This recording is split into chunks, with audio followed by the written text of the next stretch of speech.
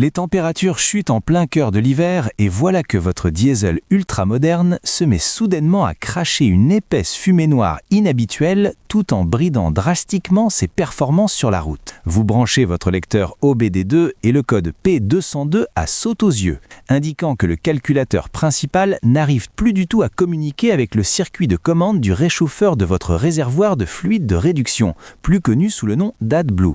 Les normes anti-pollution actuelles sont devenues tellement strictes qu'un simple filtre à particules ou une vanne de recyclage des gaz ne suffisent plus du tout pour nettoyer les gaz d'échappement d'un gros moteur diesel. Les ingénieurs ont donc ajouté ce fameux système de réduction catalytique sélective qui injecte une solution d'urée très précise directement dans la ligne d'échappement pour détruire les oxydes d'azote nocifs. Le gros problème de ce liquide magique, c'est qu'il a la fâcheuse tendance à geler complètement dès que le thermomètre passe sous la barre des moins 11 degrés Celsius. Pour éviter que votre système anti-pollution ne se transforme en bloc de glace, le réservoir est équipé d'une puissante résistance chauffante intégrée. Si l'ordinateur de bord ne détecte plus aucune tension électrique sur ce circuit de chauffage, il coupe le système, allume le voyant et votre moteur finit par se mettre en mode dégradé pour protéger le catalyseur d'une destruction certaine. C'est une panne qu'il faut prendre très au sérieux et réparer extrêmement vite. Les causes les plus fréquentes sont souvent une résistance de chauffage interne qui a fini par griller avec le temps,